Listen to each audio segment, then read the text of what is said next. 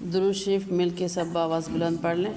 اللہم صلی علی محمد وعلی آل محمد کما صلیت علی ابراہیم وعلی آل ابراہیم انک حمید مجید۔ اللہم بارک علی محمد وعلی آل محمد کما بارکت علی ابراہیم وعلی آل ابراہیم انک حمید مجید۔ اعوذ باللہ من الشیطان الرجیم، بسم اللہ الرحمن الرحیم۔ رب اشرح لی صدری ویسر لی امری واحلل عقدۃ من لسانی یفقہوا قولی رب زدنی علما۔ الحمدللہ رب العالمین کہ اللہ تعالیٰ نے ہمیں آج 5واں روزہ نصیب فرمایا۔ رمضان مبارک کی مبارک گھڑیوں میں قرآن پاک کو سیکھنے سکھانے کا جو عمل ہے، اللہ تعالیٰ نے توفیق دی یہاں اکٹھے ہونے کی۔ آج ہمارا 7واں پارہ ہوگا اور انشاءاللہ 8ویں کا نصف اللہ تعالیٰ عمل کی توفیق عطا فرمائے۔ 7ویں پارے کے شروع میں ہی کچھ قسموں کا بیان ہے کہ قسم کھانا، کتنی قسم کی قسم ہیں۔ کچھ قسمیں ایسی ہیں جن پہ نہ گناہ ہے نہ ان کا کفارہ ہوگا۔ کچھ قسمیں ایسی ہیں جو کھائی جاتی ہیں، ان کا گناہ تو ہوتا ہے لیکن کفارہ نہیں ہوتا۔ اور کچھ قسمیں ایسی ہیں جن کا گناہ بھی ہوتا ہے اور کفارہ بھی۔ 3 قسم کی قسمیں ہیں۔ تو 7ویں پارے کے پہلے ہی پیج پہ جو قسمیں ہیں ان میں نمبر 1 ہے کہ ایک قسم وہ جو اس بات پہ کھائی جائے کہ آدمی جانتا ہو کہ میں نے کوئی کام کیا ہے، دل میں وہ جانتا ہے لیکن وہ قسم کھا کہتا ہے کہ میں نے یہ کام نہیں کیا۔ تو اس پہ گناہ ہے لیکن کفارہ نہیں ہے۔ اس بات پہ گناہ ہے لیکن اس کا کفارہ نہیں ہے۔ نمبر 2 وہ قسم ہے جو کسی کام کے ہونے یا نہ ہونے پہ اٹھائی جائے کہ میں قسم کھا کے کہتی ہوں کہ یہ کام ہوگا، ٹھیک ہے، تو یا نہیں ہوگا، جیسے شرط کے طور پہ ہوتی ہے۔ اس پہ کوئی چیز معین نہیں کی گئی، پیسے کچھ بھی، بس ایسے ہی باتوں میں کہ یہ ہوگا، آپ دیکھنا یہ ہوگا، اس طرح، تو اس پہ نہ گناہ ہے نہ کفارہ ہے۔ دوسری والی جو قسم ہے جو پہلے میں نے ذکر کر دی وہ یہ تھی کہ آدمی جانتا ہو کہ میں نے کام کیا ہے لیکن اس پہ قسم کھا لے کہ میں نے نہیں کیا، اس پہ گناہ ہے۔ تیسری قسم یہ کہ آئندہ مستقبل میں کسی کام کو کرنے کی قسم کھائی جائے کہ میں وہ کام کروں گا، میرا وعدہ ہے کہ میں آپ کا وہ کام ضرور کروں گا، اور قسم کھا لے اس بات پہ کہ میں کروں گا لیکن اس نے نہیں کیا۔ یا وہ اس بات پہ قسم کھا لے مستقبل میں کسی کام کے لیے کہ میں یہ کام نہیں کروں گا، آئندہ نہیں کروں گی، کروں گا یا کروں گی، آئندہ یہ کام نہیں کروں گی، اور وہ کام وہ کر لے۔ اس بات پہ اگر اس نے قسم کھائی اس پہ گناہ بھی ہے اور کفارہ بھی ہے۔ تو اس 3 قسموں کا بیان 7ویں کے شروع میں ہے۔ تو جو تیسری قسم تھی کہ میں وہ کام کروں گا اور اس نے نہیں کیا، یا میں نہیں کروں گی تو اس نے کر لیا، اس قسم پہ گناہ بھی ہے اور کفارہ بھی ہے۔ اور پھر قسم کا کفارہ اللہ تعالیٰ نے قرآن پاک کے 7ویں پارے میں بیان فرمایا۔ کفارہ یہ ہوگا کہ وہ 10 مساکین جو ہوتے ہیں، مسکین، ان کو کھانا کھلائے، جو مستحق ہے ان کو کھانا کھلائے، یا ان کو کپڑا پہنائے، اتنی قیمت کا کپڑا پہنائے، پیسے دے، یا پھر یہ کہ 3 ایام 3 روزے رکھ لے۔ اس قسم کا کفارہ یہ ہے کہ وہ 3 روزے رکھ لے۔ اور قسم کو عربی میں کہتے ہیں ایمان، اور ایک ہوتا ہے ایمان۔ ایمان عقیدے کا نام ہے اور ایمان کہتے ہیں قسم کو۔ تو اسی لیے زبر زیر پیش سے عربی کا معنی بدل جاتا ہے۔ جہاں پہ ایمان ہو اس کو فصاحت بلاغت سے اور صحیح کر کے پڑھا کر کے یہ ایمان ہے، یہاں پہ قسم کا بیان آ رہا ہے۔ جہاں پہ ایمان ہو زیر کے ساتھ ہو تو وہ عقیدے کا بیان ہوتا ہے۔ تو یہ قسم کو ایمان کہتے ہیں، اور ایمان کے 3 قسمیں تھیں جو میں نے پڑھی، اور کفارہ آخری قسم کا ہوتا ہے۔ یہ قرآن پاک میں 7ویں پارے کے سورۃ مائدہ میں اس کا بیان کیا گیا ہے۔ اسی طرح سورۃ مائدہ کا آخر ہے، چونکہ 7ویں پارے کے پہلے ہی پاؤں میں، اس میں یہ ہے کہ حضرت عیسیٰ علیہ السلام کی جو قوم تھی انہوں نے فرمائش کی تھی کہ آپ اللہ تعالیٰ سے یہ کہیں کہ آسمان سے ایک دسترخوان اترے، مائدہ، سورۃ مائدہ کا نام مائدہ، اس کا مطلب دسترخوان، کہ ایسا دسترخوان ہوتا ہے جو ہمارے لیے بڑی خوشی کا باعث ہو، عید الاولین و آخرین۔ حضرت عیسیٰ علیہ السلام نے اللہ تعالیٰ سے دعا کی تو اللہ تعالیٰ نے فرمایا کہ آپ کی فرمائش کو پورا کیا جائے گا، کیونکہ پیغمبر کے جب ہاتھ بلند ہوتے ہیں تو وہ کہاں دعا رد ہوتی ہے۔ آپ کی فرمائش کو پورا کیا جائے گا، لیکن ان کی فرمائش کرنے کا جو مقصد ہے پیغمبروں کو آزمانا، تو اگر انہوں نے پھر ایمان نہ لائے، پھر بھی کہ پیغمبر کی دعا سے ایک بات پوری ہو گئی ہے، ایمان نہ لائے، تو پھر میں نے بھی ان کو وہ عذاب دینا ہے کہ مجھ سے زیادہ عذاب دینے والا تو کوئی ہے نہیں، اور ایسے ان کو مبتلا کیا جائے گا کہ پورے جہان میں ایسی سزا کسی کو نہیں ملی ہوگی۔ تو عیسیٰ علیہ السلام نے پھر اللہ تعالیٰ سے ایک دعا رکھی ہے کہ قیامت کے دن اللہ تعالیٰ کے آگے یہ التجا فرمائیں گے اپنی قوم کے بارے میں کہ یا اللہ آپ ان کو سزا دیں تو آپ کے بندے ہیں، معاف کر دیں تو بھی آپ کے بندے ہیں۔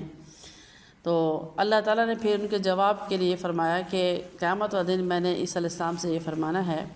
کہ یہ ایسا دن ہے، ھذا یوم ینفع الصادقین صدقہم، سچوں کو ان کی سچائی کی وجہ سے جدا کیا جائے گا جھوٹوں سے، اور یہ تو ججمنٹ کا دن ہے، فیصلے کا دن ہے، اس میں کچھ بھی نہیں دیکھا جائے گا، وہی ہوگا جس نے جو عمل کیا ہوگا اس کو وہ انعام مل جائے گا۔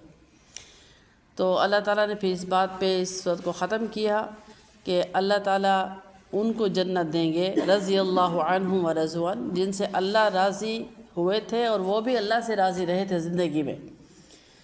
تو قیامت کے دن کا جو فیصلہ ہوگا وہ انسان کے اپنے اعمال پہ ہوگا کہ جو اعمال لے کے جائے گا اسی پہ فیصلہ ہوگا۔ اللہ تعالیٰ نے واضح بات فرما دی قرآن پاک میں مختلف جگہوں پہ کہ وَأُمِّهِ وَأَبِيهِ وَصَاحِبَتِهِ وَبَنِيهِ، کہ کسی کا کوئی بھی سفارش نہیں چلے گی، نہ کوئی کسی کے گناہوں کا بوجھ اٹھائے گا۔ یہ دنیا میں ہم ایک دوسرے کا ساتھ دے دیتے ہیں، ماں بچوں کا، بچے ماں کا، ایسے ہی رشتے ایک دوسرے کی سفارش سے چل رہے، لیکن اگر قیامت کا دن بھی ایسا ہوتا تو پھر دنیا اور آخرت میں کیا فرق ہے؟ آخرت کا دن اس لیے ہے کہ کھوٹا کھرا الگ الگ ہونا۔ سورۃ مائدہ ختم ہوتی ہے تو اللہ تعالیٰ نے سورۃ انعام بھی اب ایک ہی لفظ ہے، انعام بھی اور انعام بھی۔ انعام کا مطلب ہوتا ہے انعام، تحفے کے طور پہ، جیسے بچوں کو کامیابی پہ انعام دیا جاتا ہے، کسی بھی اچھے کام پہ انعام، اور انعام کہتے ہیں جانور کو۔ اس سورہ میں جو ذکر آئے گا کہ مویشی جانوروں کے بارے میں کون سے حلال ہے کون سے حرام ہے، اسی نسبت سے اس کا نام انعام پڑا ہے، تو اس کو بھی پڑھتے وقت انعام ہی کہنا چاہیے، انعام نے۔ اکثر بہنیں اور بہت سے مسلمان بھائی بھی جلدی میں کہتے ہیں سورۃ انعام کی یہ فضیلت ہے، تو نام ہے انعام۔ سورہ انعام کے شروع میں اللہ تعالیٰ نے اپنی توحید کا بیان کیا اور مشرکین کے عقائد کی کھل کے نفی کی ہے کہ مشرکین کہتے ہیں مشرک، اللہ کے ساتھ شرک کرنے والے، جو اعلان کافر تھے، کہ انہوں نے جو غلط عقیدے اپنے رکھے ہوئے ہیں تو وہ کس طرح غلط ہے، ان کا بیان کیا گیا مشرکین کے عقائد کا، اور توحید کے دلائل دے کے مشرکین کے عقائد کی اللہ نے نفی کی ہے کہ تمہارے عقیدے یہ ہیں اپنے معبودوں کے ساتھ، اول تو تمہارے معبود ہے ہی جھوٹے، جو بت بنے ہوئے ہیں، بتوں کے آگے سجدہ کرنا، درختوں کی پوجا کرنا، سورج کی کرنا۔ تو اللہ تعالیٰ نے فرمایا کہ جو اللہ کے اندر صفات ہیں، کیا تمہارے معبودوں کے اندر ایسے صفات ہیں جن سے تم مانگتے ہو سجدہ کرتے ہو؟ اس قابل ہے؟ اس قابل تو اللہ تعالیٰ کی ذات ہے جس نے یہ کام کیے، تو وہ اللہ تعالیٰ نے یہاں بیان فرمائے ہیں کہ کیا کیا اللہ تعالیٰ نے زمین و آسمان کو کن فیکون سے بنایا، پھر اس میں مخلوقات کو پیدا کیا، پھر سمندر بنائے، پھر درخت جو ہیں ان کے اللہ نے ذکر فرمایا کہ آپ کے جو معبود ہیں وہ ایسا کام نہیں کر سکتے۔ تو یہاں پہ اللہ تعالیٰ نے دنیا کے بارے میں حقیقت بیان بھی فرمائی کہ وَمَا الْحَيَاةُ الدُّنْيَا إِلَّا لَعِبٌ وَلَهْوٌ، دنیا کی حقیقت اللہ تعالیٰ فرماتا ہے کہ میرے آگے صرف ایک کھیل تماشا ہے، تو اس کھیل تماشے میں خود کو گم نہ کر لو۔ جیسے ایک سرکس لگی ہوتی ہے کسی جگہ پہ، وہاں صرف وہ چیز دیکھنے کے لیے انسان جاتا ہے، تو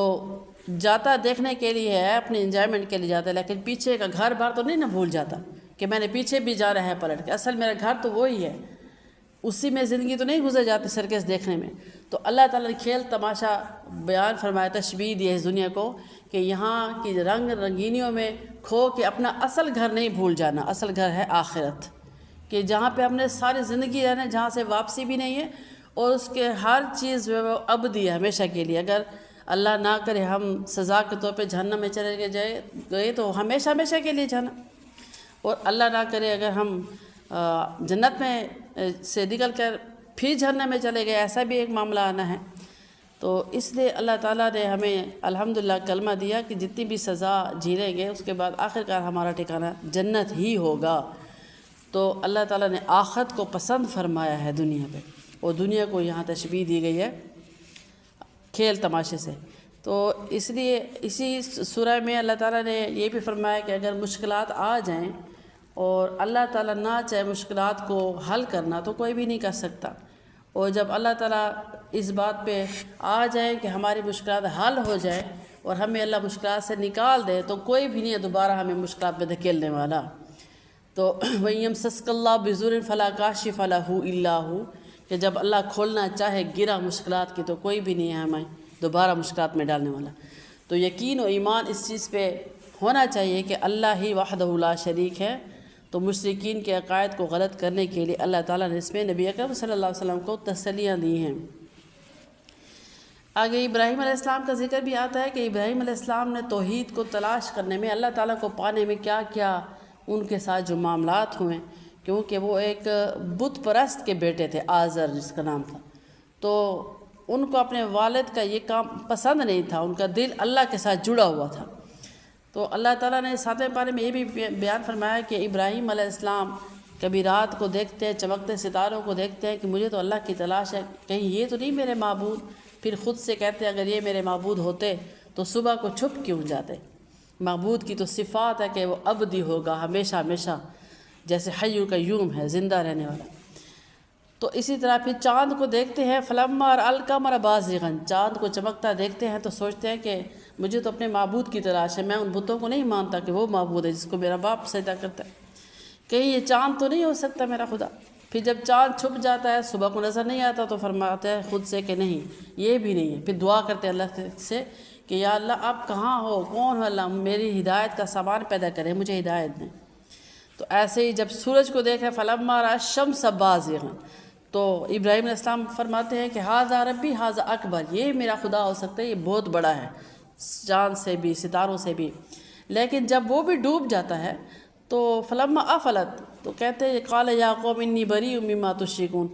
کہ یا اللہ اب میں اس چیز سے بری ہوں، میں شرک کرنے سے ڈرتا ہوں، مجھے آپ تھام لیں۔ آگے پھر ابراہیم علیہ السلام کی وہ مبارک دعا انی وجہت وجہی للذی، اپنا رخ کرتے ہیں اللہ کی طرف، یا اللہ مجھے بچا لے کہ میں نافرمان نہ ہوں اور مجھے ہدایت کے راستے پہ لگائے۔ تو اللہ تعالیٰ نے ان کی دعا قبول فرمایا، اپنا خلیل بنایا، نبوت عطا فرمائی، ابو الانبیاء کہتے ہیں نبیوں کے باپ، جن کی پشت سے بہت سے انبیاء پیدا ہوئے۔ تو آگے چل کے اللہ تعالیٰ نے یہاں پہ سورۃ انعام میں ایک بہت واضح صفت ہے، وہ یہ کہ سورۃ انعام کے ایک رکوع میں اللہ تعالیٰ نے 18 انبیاء کا اکٹھا ذکر فرمایا ہے، 18 پیغمبروں کا ایک گلدستہ ہے اس رکوع میں، جس میں اللہ تعالیٰ نے پیغمبروں کا ذکر فرمایا، اور نوح علیہ السلام، ابراہیم علیہ السلام، اسحاق علیہ السلام، یعقوب علیہ السلام، اسی طرح یوسف علیہ السلام، موسیٰ علیہ السلام، ہارون علیہ السلام، حضرت زکریا، حضرت یحییٰ، حضرت عیسیٰ علیہ السلام، اور حضرت الیاس، حضرت اسماعیل علیہ السلام، حضرت یاسع، اور حضرت یونس، حضرت لوط علیہ السلام، تقریباً 18 کم و بیش انبیاء کا ذکر اکٹھا ایک رکوع میں فرمایا۔ اور اس بات کو اللہ تعالیٰ نے اعلان فرمایا کہ یہی ہدایت یافتہ تھے، یہی میرے چنے ہوئے تھے، ان کی شریعت میں بہت سی باتیں مشترک تھی۔ ایک تو یہ کہ سب توحید لے کے آئے، لوگوں کو اللہ وحدہ لا شریک کا درس دیا۔ دوسرا عبادت کرنا، اللہ کے ساتھ مخلص بندے۔ تو انبیاء کی بہت سی باتیں مشترک تھی، شریعت اپنی اپنی تھی، یعنی طریقے اصول زندگی گزارنے کے، جس طرح ہماری بھی شریعت ہے۔ تو ایسے ہی انبیاء کی شریعت اپنی اپنی، لیکن ان کے جو مین عقیدہ تھا وحدہ لا شریک، یعنی لا الہ الا اللہ محمد رسول اللہ، وہ ایک ہی تھا۔ تو 8ویں پارے میں اللہ تعالیٰ کے آخر میں جو اپنے نشانیاں بیان فرمائی ہیں پھلوں کے بارے میں اور اناج کے بارے میں، کہ آپ نے دیکھا کیسے اللہ تعالیٰ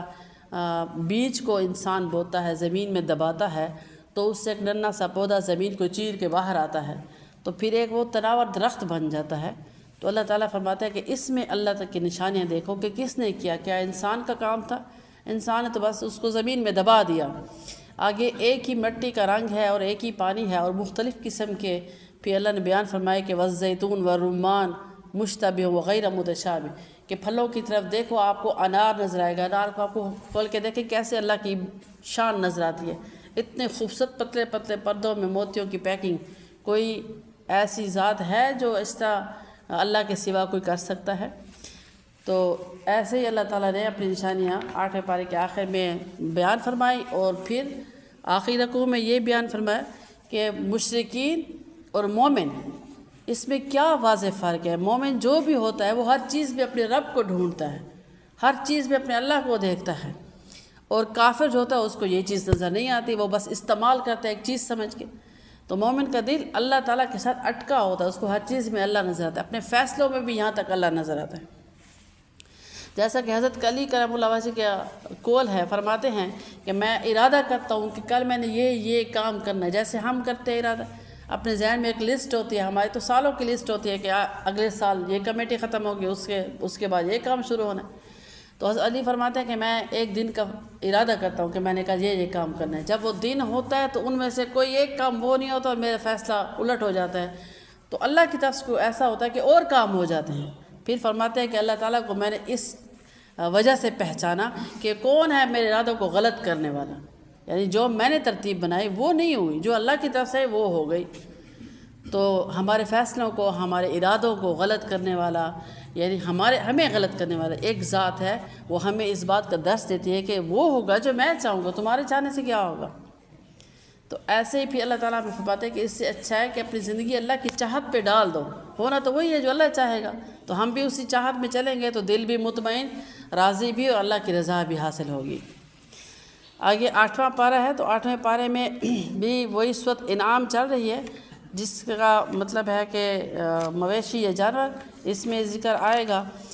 8ویں پارے میں بھی اللہ تعالیٰ نے نبی اکرم صلی اللہ علیہ وسلم کو پہلے تو یہ تسلیاں دی کہ یہ جو مشرکین آپ کو تنگ کرتے ہیں، ستاتے ہیں، یہ آپ سے پہلے بھی انبیاء کے ساتھ ایسا ہوتا آیا ہے، اور ان کے جو نام ماننے والے تھے پھر ماننے والے بھی تھے، کچھ مٹھی بھر ایسے تھے جو ان کے ماننے والے ہوتے تھے، باقی جو نام ماننے والے ہوتے تھے وہ بھی ایسے ناجائز فرمائشیں کر کے تنگ کیا انہوں نے۔ تو جو سرکشی میں آگے بڑھ گئے ان کا انجام بہت برا ہوا، جن کو توبہ نصیب ہو گئے، نبی کے طریقے پہ آ گئے تو وہ کامیاب ہو گئے۔ تو اس میں سورہ انعام میں اللہ تعالیٰ نے یہ بیان فرمایا کہ کیا کیا حلال ہے کیا حرام ہے۔ پہلے تو یہ ہوتا تھا کہ بیٹیوں کو زندہ دفن کر دیا جاتا تھا، زندہ درگور کر دیا جاتا تھا، کیوں بیٹی پیدا ہوئی، ان کے لیے باعث شرم ہوتی تھی یہ بات۔ تو اس کا بیان اللہ نے فرمایا کہ بیٹی بھی ایک نعمت ہے، جیسے بیٹا نعمت ہے، بیٹی سے بھی نسل چلتی ہے، اگر بیٹیاں نہ ہوتے تو بیٹے کہاں ہوتے؟ بیٹوں کو پیدا کرنے والی بھی تو وہی مائیں بیٹیاں ہی ہوتی ہیں کسی گھر کی۔ تو اس لیے بیٹیوں سے نفرت کرنا ایک جاہلانہ اور بیوقوفی والا عمل ہے۔ بیٹیاں ہی ہماری مائیں ہوتی ہیں، جو کسی گھر کی بیٹی ہوتی ہے پھر ان سے ہی بیٹے پیدا ہوتے، تو عورت نہ ہوتی تو مرد کا وجود بھی نہ تھا۔ تو اس چیز کی مذمت فرمائی، اور کچھ ایسے جانور بتائے کہ جن کا حلال ہونا اللہ تعالیٰ نے قرآن پاک میں بیان فرما دیا، اور کچھ ایسی چیزیں جن کا کھانا ہمارے حلال بھی ہے۔ مشرکین کی ایک بد عادت تھی کہ وہ مردار کھاتے تھے، یعنی مرا ہوا گوشت بھی کھا دیتے تھے، اور مرے ہوئے جانور کے پیٹ سے جو مرا بچہ نکلتا اس کو بھی وہ کھا لیتے تھے۔ تو اس کی اللہ تعالیٰ نے منع فرمایا اسی پارے میں اور اسی صورت میں، جس میں اللہ تعالیٰ فرماتے ہیں کہ ایک تو مردار جانور حرام، دوسرا خنزیر حرام، بہتا ہوا خون جو ہے وہ بھی عرب میں پیا جاتا تھا بطور طاقت کے طور پہ، وہ بھی حرام، اور کچھ اور ایسی جانور ہیں جو بعد میں احادیث میں جن کی ممانعت ہے، جن کا کھانا منع ہے۔ تو جو بھی ہمیں جانور کھانے کے لیے اللہ تعالیٰ نے حلال فرمایا، ان کو حلال کرنے کا بھی طریقہ بیان فرمایا کہ کیا وہ طریقے ہیں جن کو ہم حلال کریں تو وہ ہمارے لیے کھانا جائز ہوگا، جیسا کہ اللہ کا نام پڑھ کے ان کو ذبح کیا جائے، اور دوسرا یہ کہ ان کو صحیح طریقے سے، اچھے طریقے سے، اسلامی طریقے سے ان کا خون اچھے طریقے سے بہہ جائے، اور اس کی جو نیت ہو وہ بھی اللہ ہی کی رضا ہو، وہ کھانا۔ یا تو تجارت کرنا ہو تو جیسے کسائی بیچتے ہیں، حلال طریقے کا حلال جانور ہو، اس پہ اللہ کا نام پڑا جائے، وہ جائز ہے اس کا کھانا،